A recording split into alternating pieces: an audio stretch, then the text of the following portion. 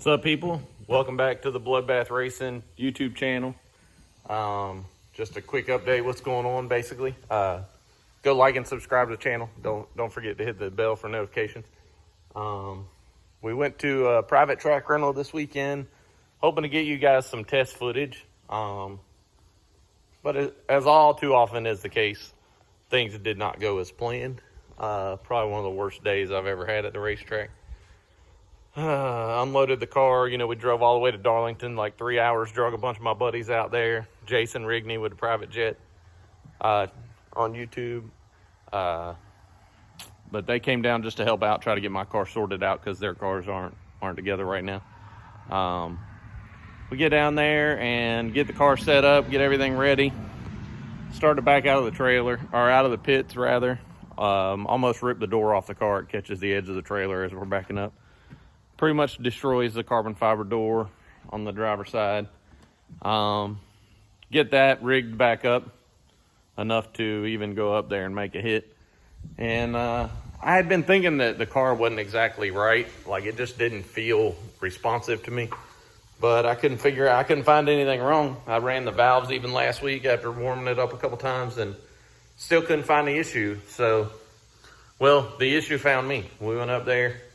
Did a burnout, the car popped, and immediately heard valve train noise.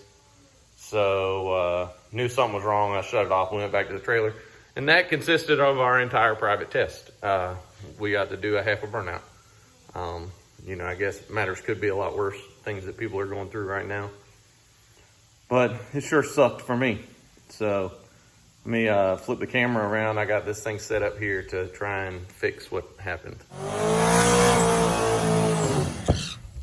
All right, so naturally I'm a body man, so this is how I do engine repair.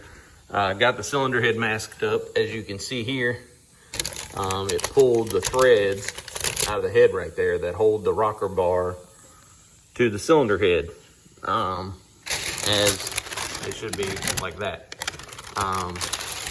Something obviously wrong in the valve train geometry. I think I found what's wrong. From the looks of things, that particular intake valve has a different retainer than the others, and it looks like it has like a plus 50 lock or for some reason the spring retainer is up higher than the others. If you look at these right here, at this one, the valve stem sticks up above the retainer just a little bit. Well, on that one way back there, that's giving us a problem. The retainer, this portion, sticks up above the valve stem. So in turn, what happened there is it hit the underside of the rocker, and I think that's why the engine didn't sound happy. Let me show you guys here. Get my parts out of the trailer here. So here is our parts, right? This is the bolt that ripped out right here that holds the end of the rocker bar down. These things, man, they're under a lot of force. If I can find the rocker here that gave us an issue. As you can see, this one has been clearanced. This rocker has been ground on right there and clearanced, which is fairly common with this kind of stuff. If there is a downfall to small block Ford, you know, I love my small block Ford, but if there is a downfall, you guys see that witness mark right there?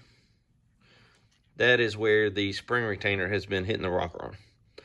And my belief is that you can see it's even knocked the C-clip off of it.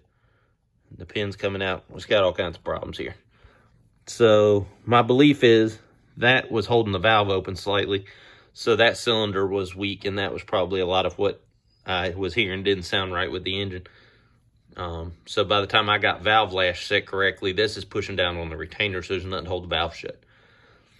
But, you know, sometimes you live and learn. But the downfall, I would say, if there is one, to the small block Ford stuff is, you know, when you get into these Yates style heads, the valve train nothing is cut and dry. Everything is custom fitted, or you know, it's not like you just buy a set of rockers and bolt them on by any means. A lot of times there's a lot of stuff involved. I mean, I had a set of rockers that were supposed to be for D3 heads, and they wouldn't even work at all.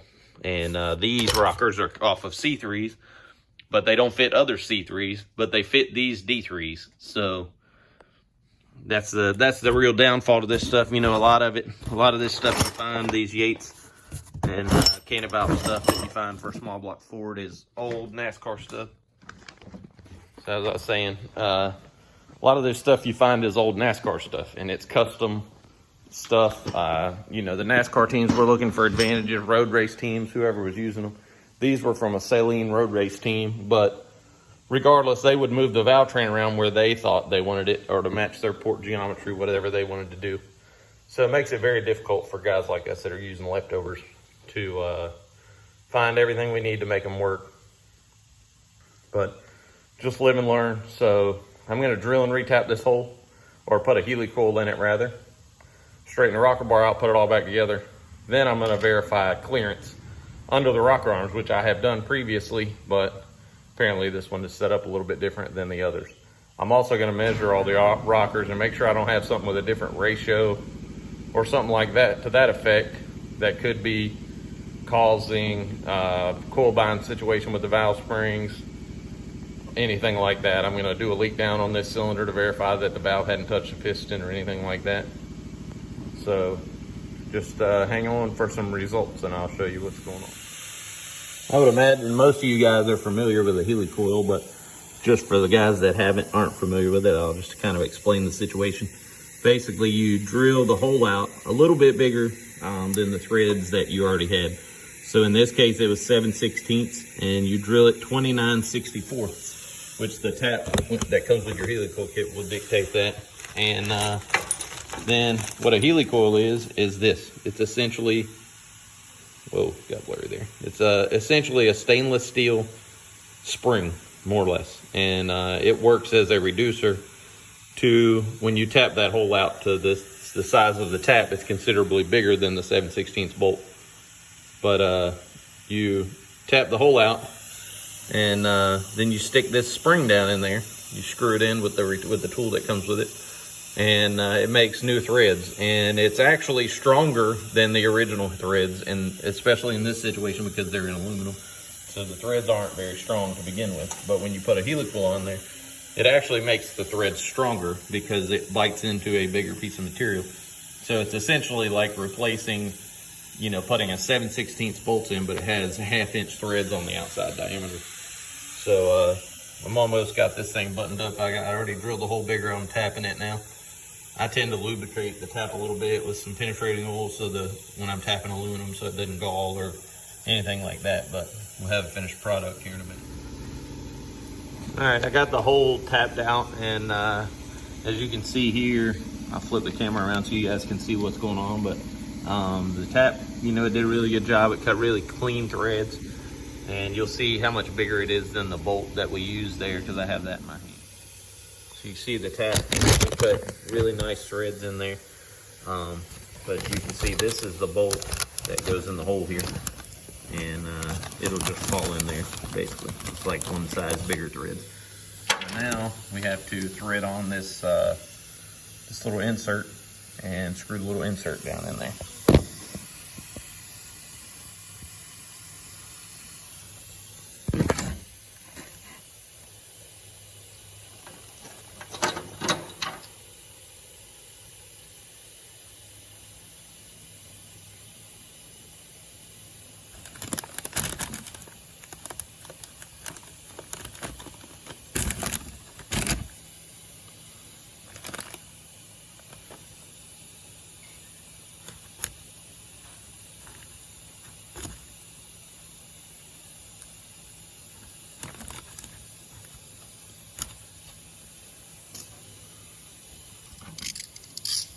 So now you take this fancy little tool that it comes with here, and you just thread that insert right down in the hole you just tapped.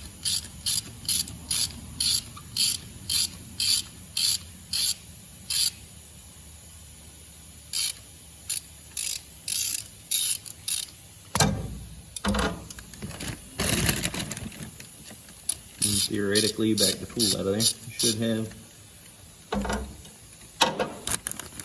fresh new threads in there, like so. Now we have We have fresh new threads in there that'll fit our bolt. Got to break that little ear out of the bottom of the hole down there. I don't think, yeah, you can kind of see it. We got to break that off and dig that out of there. And that's it. The threads are repaired. Get this thing back together and maybe get it cranked up. We're going to do a little trial run of the bolt before we put the this rocker bar on. But as you can see, this is the bolt that came out.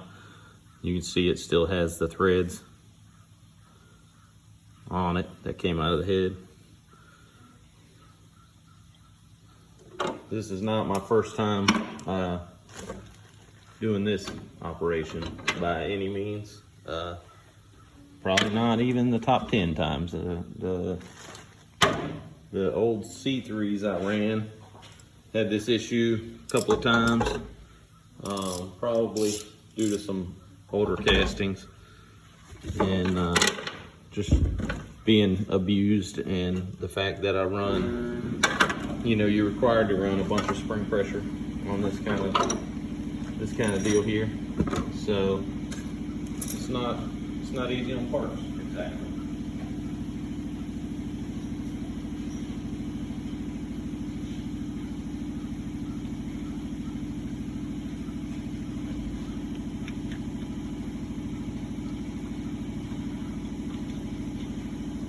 You can see our bolt threads in there clean, no hiccups whatsoever. It's got good clean threads. So we can put the rocker arm back on, and hopefully we figured out what was causing our issue.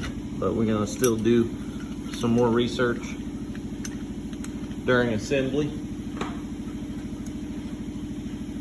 and just maybe we'll have a healthy engine again. Which I kind of thought this thing was a little lazy on spool up, because generally this thing would come up like lightning, but that one sounds a little worse for wear. But I had a you know, the converter was recently tightened up and we had a different rod and piston combination in it. So I kind of attributed it to maybe that was what was causing it to be so lazy.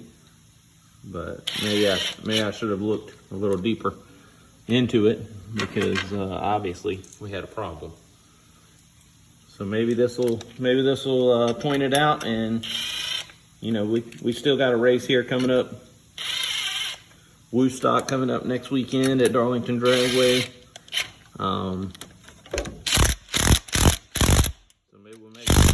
Possibly. But I will say, I want to give a little shout out to all you guys. You know, this is probably a perfect time to do it, because I'm sure this is what him and his dad do, you know, when they were racing 4 to 5 nights a week. But Keith Szabo is an idol of mine and a hero to a lot of small tire guys.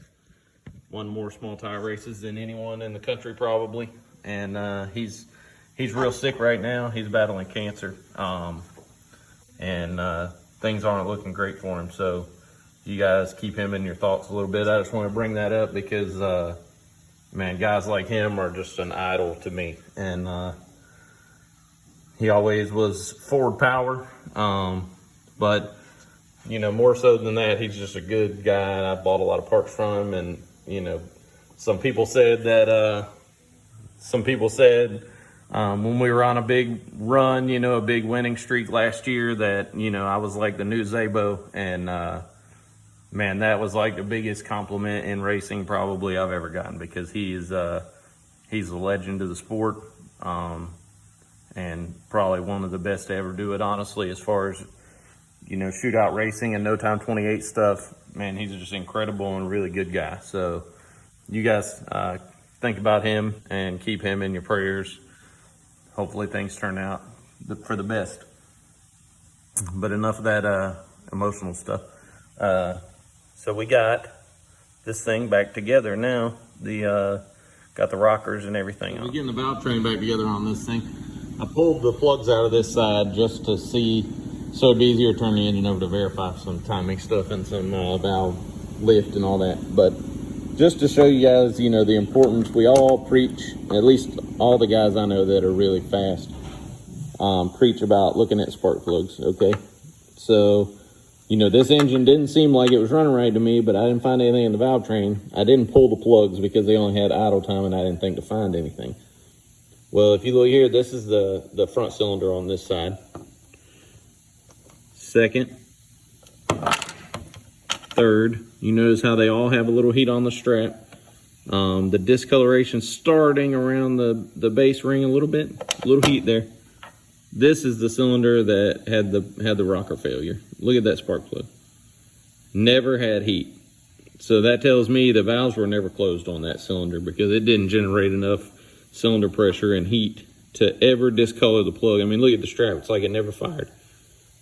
And the reason is because the intake valve, I believe, was open the whole time because the rocker was pushing down on the spring retainer. But had we just pulled the spark plugs, we would have known everything that was wrong, probably, even though the car had only been spooled up twice in the garage or so, maybe 3 or 4 times in the garage. That's all that had been done. But that was enough to generate heat on these plugs on the strap, just a little bit, just a little something to see that it was active. And that one there, totally dead. I mean, nothing. You can see the heat on this one really good. Nothing on that one. Always got to look at the spark plugs, I guess. You know, it just tells you more every day that that's a requirement, pretty much. So I'm trying to get some stuff calculated here, and I want to verify coil bind, which I'm pretty sure I'm good. I think I found the problem, but I still want to verify it. I'm going to pull the other side apart and verify none of the rockers over there are hitting the spring retainers also before we fire this thing back up.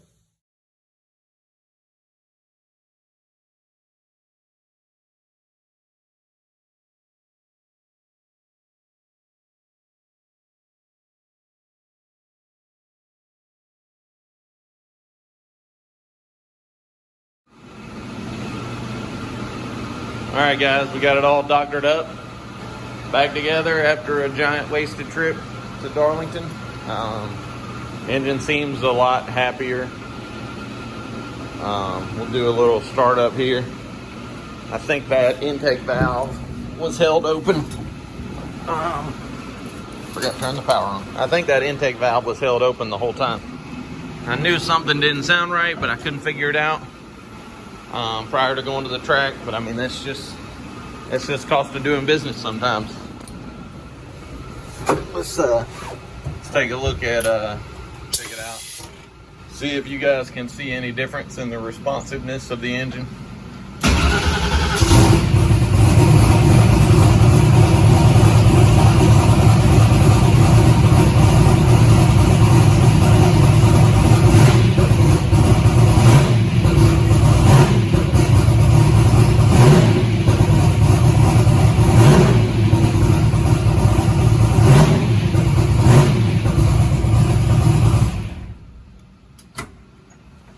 Thing seems a lot happier. So maybe if all goes well. So maybe if all goes well, we'll get some actual racing action this weekend. The stay-at-home orders, I think, are supposed to expire like Friday. So unless they come up with some new orders, I think we're supposed to race Sunday at a local track called 710 Dragway. Michael Britt Street Invaders deal, I think, is what it is. It may just be a 28-inch shootout. I can't remember. But, so that's the plan for this weekend. Man, it's been a tough go. This thing's trying my patience, let's put it that way. But usually right when you're about sick of it and ready to give up, that is generally when it'll give you a little bit of hope to keep you coming back, at least from my experience. This thing just, man, sometimes it's a battle, and it's been a battle recently. I've done everything on the, I mean, we did a valve job, put the engine together, took it back apart, put 8 sleeves in it, put it together, ripped the rocker arms off of it. Man, it's been hell. But I think we got it right now, so we'll see what happens. Don't forget to like and subscribe to the channel, hit the bell for notifications. We're going to have some new gear coming out. I assume all you guys know that I have shirts and hats. A lot of you guys have already got them, but you can hit me up on Facebook if you have that, or you can just comment on the video and I'll give you payment information. And we have some really nice championship, limited 28 championship shirts and hats. I think we just got snapbacks right now, but they're embroidered super nice. So you guys hit us up if you want any gear. And we got some new stuff coming, new merch coming out, some new shirts and stuff. So we'll show you those when they come out, but maybe we'll have some racing action this weekend to show you.